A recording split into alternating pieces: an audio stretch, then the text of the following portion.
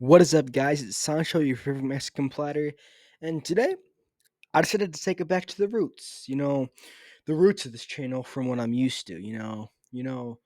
Recently I've been doing a lot more reaction and stuff like that, where I'm just kind of reacting to other people's content and just putting my comment on it. But you know, after this trip, which I'll get into, I'm gonna just kind of give an overview, go into the intro and we'll talk about it. But after this trip, I don't want to chase things that feel disingenuous anymore. I'm not going to chase things that just don't feel real and don't give me value or don't give me purpose. I'm going to chase things that, are going to give me that purpose, that give me that value, give me that strength that I need, such as our Lord and Savior, Jesus Christ. The best way to get close to Him, go to church, get a Bible, start reading. It's the best way to start. So if you're not saved yet, I'm calling you out now. Do it. It's a decision you will never regret. Never regret. And I promise you that. To know how it's changed me. And it's in a very positive way. Anyways, with that being said, I think no, I don't think. I know. I I need to stop being so, meekish with how I say things. Instead of saying I think, I need to be I know. I need to be upfront. I need to be more confident in my answer. I know that I'm still going to do reaction, but I want to lean back more onto this commentary and my advice because that's what I feel the most passionate about. That's what I feel I'll get the most purpose out of, and I feel that's what will help people the most because that's my main goal. With these videos, I just want to help. That's it. Nothing more, nothing less, just help. So, with that being said, let's get into the video. So, let's cue the intro.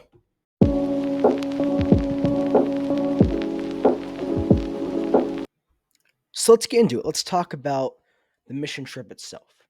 So, this last week, not this week, but last week, I went on a mission trip to Dallas, Texas with my youth group to minister and help out the homeless and help out organizations that help the homeless. What this entailed was a lot of hard work, a lot of faith, and a good group of people. Now, going in, I wanted to do something like this for a while because normally I hadn't been able to with my parents being split. I had to go up to my dad's, so I couldn't. But I'm glad I was able to go this time because I think out of everything I've experienced, out of most trips I've been on, this has been the most eye-opening and the most changing. And now thinking about it, I said coming back, I'm gonna make changes. And it's harder. It's hard. You say it, but it's hard. I can see myself slipping back, falling to stuff I was doing before. And I'm seeing it and I'm grabbing it and I'm saying, no, no, do not fall. You are changed. You know you can do better. So that's what I'm doing. So, day one, I woke up Sunday, 5 in the morning, drove down to our church. We loaded the vans and then we drove there for 12 hours. If we did straight shot, no stops, would be 12 hours. It's more like 16 hours because we made a few stops, but we arrived in Dallas at the place we were staying around 8 something that night. I can't remember the exact time. But after that, we kind of got everything settled in and we went to bed. Next day, we woke up around 7 or 8 and we kind of had a debrief. We had breakfast or whatever, had, a little Bible group to, have the message for the day. And then we set off. Now, for our first day, we went to, dang, I should know the place. I should really know the place, but it was like this grocery store. And it was a really good setup.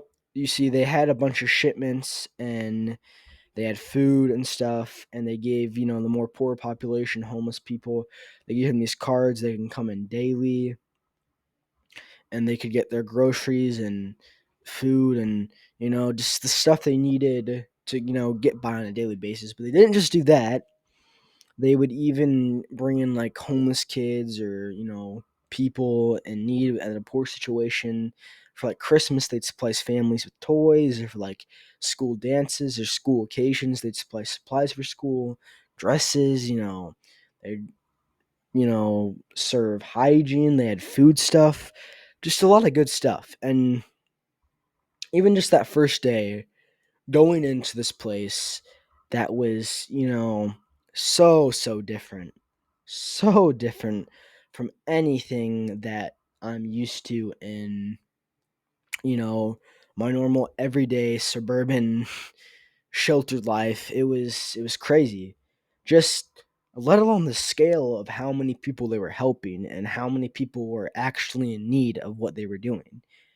It was eye opening, and it was like, wow, I I get to sit back here in my comfy little room without a worry, with a good family, like a good monetary, well off family, and I don't have to worry about that. So I was really excited to help. And I got away. I did the work. I remember, and this is the most memorable part. They gave me, like, I'm not even joking you, a giant container of like fruits and vegetables and like stuff. And I don't know what happened to its like containers, but it broken. So like the cherry bags were broke, and like they were everywhere. So I had to find boxes or bags, and I had to fill them up and, advertise to the people saying, "Hey, here, take this." Explain to them what it is, and I had to get them to take it, and not they're the most stable boxes, but they took it. They took it, and they were grateful, and they were thankful, and it's just like, you know, you'd think it'd be so easy just to be crabby, and they'd have so much right to be crabby and angry because they are the situation they're in. But not just this place, but in every place I went to, no matter the person, they were all, everyone that we served, all, all so happy, all so grateful for what we were doing. And it was wonderful to see. Wonderful. And it just makes me to think, coming back here and seeing how, you know, downright complaintive we can kind of be. It's just kind of like we're complaining about the most first world problems when you go to like a halfway across the country and they're dealing with way worse stuff than we have here. You know what I'm saying? So I guess that was kind of the experience in the first day, just going in, already helping. But after that, we took a picture in front of the building, and then we went back to the house, ate dinner, and then went to bed. Okay, so day two, woke up, same schedule, ate breakfast, had our like little groups for our devotion or whatever for the day, and we took off to our next place. This next place though we walked to because it was just down the street. I remember this place, it was like Cornerstone Kitchen. This place was a bit different because some of the staff working there weren't the most positive, kind of grumpy, didn't have the best attitude about working.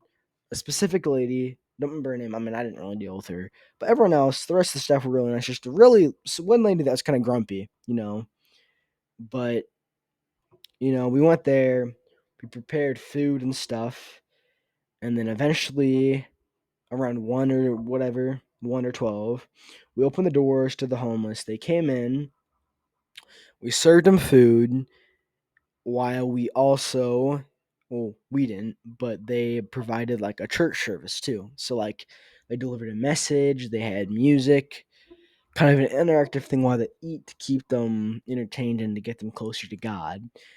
And that was a different experience because it was not like, the last place we just kind of handed out food, asked them if they wanted it. It was, we were sitting, helping clean up the place. People were sitting down. We were giving them their food, just kind of serving them, and they were also grateful too. Apart from that one grumpy lady on the staff, everyone else. Really nice, good place. Now, that day, and just to preface, this last summer, I have bottled my emotions to a point where I just suppressed them to a point where I didn't feel them. And I had a panic attack. And it was weird because it's like, it felt good. And that's so weird to say because it's a panic attack. It shouldn't feel good. But it felt good because I felt something. I felt emotion that I hadn't in a while. And I think that's part of the biggest part. It confronted and it convicted me of emotions I'd been suppressing and that I've been trying to hold back. It's now just coming back, doing stuff what I've learned to try to combat that and just get better and be the best version of myself I can be. So refreshing. So refreshing. But anyways, yeah, we went back, same deal. Had dinner, and then we ate at a pizza place, and we went back, went to bed, and then woke up the next day. This next day was Wednesday. And Wednesday, I'm trying to remember right. Where did we go Wednesday? Shoot, I should know. It's literally just this last week. That's right. That's right. Wednesday. Okay, so preface this. Wednesday morning, we got up, but that first day, our host, the guy that kind of set everything up, Pastor Durrell. You see, there was a gas leak in his house, and he was coming home, and right as he got to his house had exploded from a gas leak. Tragic, very tragic. It was not good. Luckily, no one was in the house. No one got injured, but it was just a devastation to his family and kind of, their living space because they didn't know where they were gonna stay. All most of their stuff was gone. So we helped them clear out the rest of the wreckage that was left. The guys, and then they made two other girls come along because they had to have two girls, but they had the guys, and then two other girls come along, and we cleared it all out, the rest of them, and then we went off to another community center that then we helped them paint, areas for like I think they were gonna use it for this next year for like to help people, but I think we were just repainting it for them to help them like make it look all good, kind of set it up, and then we helped them set up for we kind of helped them with paint, and then we kind of went there for meal time, where then we just kind of ministered to people. We sat down, ate our meal, and talked to people there, and I had some good conversations. I talked to this guy named Chris who had two daughters. One, I think, was like 27, the other was 17, so around my age. And he loved to go fishing with them. They loved to go fishing. And he told us about how he enjoyed going fishing and how it was his favorite hobby and how he was in a good space in life and how he helped around in places like this to you know, help serve others, help the homeless. And he was like, despite not having anything, like, it didn't have to be glamorous, but just being able to spend time with his kids and going fishing just was really made him fulfilled. And it was good to see, and it's convicting because I think in life we get caught up in wanting everything to be perfect and to be rich and famous and not where in the world, but just seeing this guy in the city, though he was divorced, he still had his kids. Just being able to go fishing with them and spend time with them was just enough. It was just enough to satisfy, his life. And it was awesome. It was awesome to see. Really, really awesome. So, as we go, the next day, well, no, not the next day. It was still the same day. We go there, and then they had us, this family. I'm not sure, because I'm not sure on all the details, but we kind of there's kids there, and then we went out. Us like the youth group, the kids like us teenagers went out, and then we kind of hung out with the kids, occupied them, and then we went out front, and then we prayed for the kids and their family because their family was going through a rough time. And we prayed for protection over the family and just to give the kids. One's name was Jeremiah, then it was Anis, and there was another one named Anis, and then I can't remember the other girl's name. Dang it, I should though. But we prayed for the kids, just for them to grow up well, and just for their family to be able to take care of each other, and just the kids, and to prosper under the Lord. And you know, I don't know, it's hard to put into words. It's just kind of breathtaking to see, you know, what different and poor conditions these people are in, yet how hopeful they can be. Just the kids, they're like, "Oh, when can we see you again? When are you guys coming back?" They were excited to, because they liked having us there because they probably didn't get much social time because, with how, you know, not the best conditions they're probably growing up in. They were just so happy to have people to hang out and play with. They're so excited to make new friends. And they got all of our numbers down to call us or whatever. And they're like, "Oh, when are you guys coming back?" Excited. So I hope we can go back soon to see them. But yeah, that kind of ended that day. Then we went off back to the house, had dinner again, had a debrief. Every day we had dinner and then we had a debrief about the day. And that ended our third day. Now, Thursday, the fourth day, was our fun day. So we woke up and then we went to the Dallas Stadium and had a tour of that. That was pretty cool. And then we went back to the house and we hung out for a bit. And me and the guys went to the Cowboys gym that was down the street. So we went there, got a good lift in. That was cool to see. It was a really cool gym. And then when we came back, ate, and then we went out again to just like downtown to shop and stuff. And then we went back to the house or whatever, and then I think we went out somewhere else to eat again, and then we just debriefed about the day and kind of talked about what was gonna happen tomorrow, our final day. And yeah, fun day overall. Good day. Friday. This day, for me personally, was the most convicting and the most changing. This day, we went off to a church for, like, once again, the more unfortunate people. And we sat there, and some of us, kind of moved around, got another building cleaned up, and the rest of us ministered to people at the church just sitting there. I had two good conversations with one guy, Robert, and another guy, Jeremiah. Robert was there. He was preparing to be taken off. Like, he went there every day, and he got drove into where he worked in an overnight shift at like some area where he would disinfect like fruits and stuff and prepare them or whatever.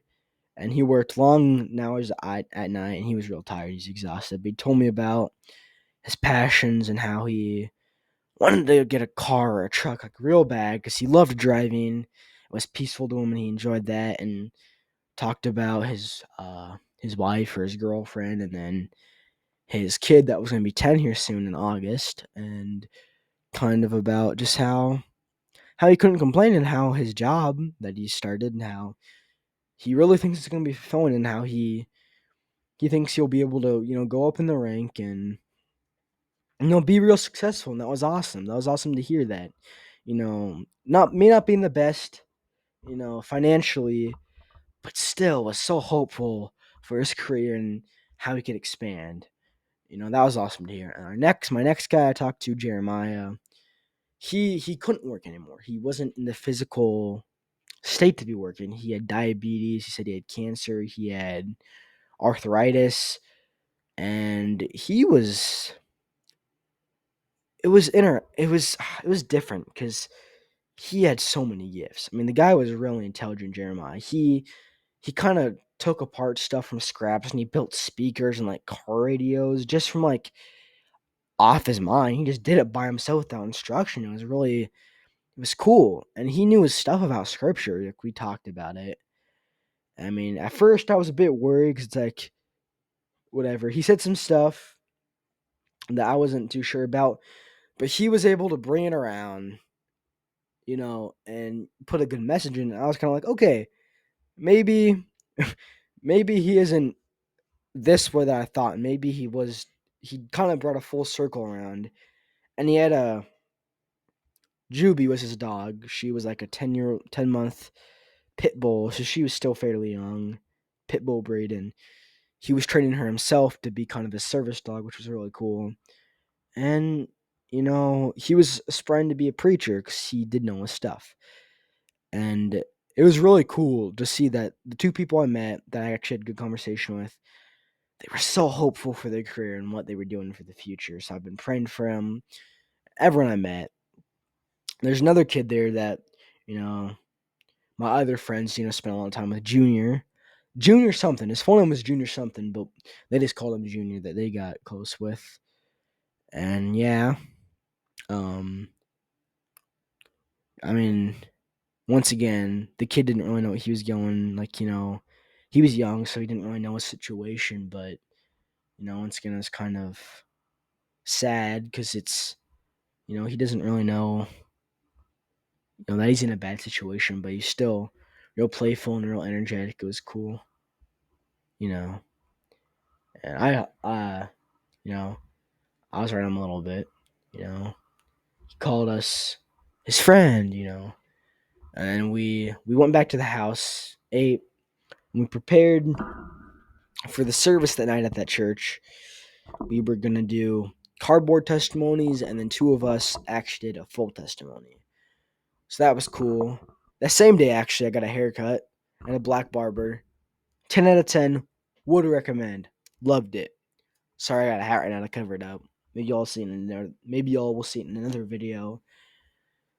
But we had the cardboard testimony, and then a girl before me gave her testimony.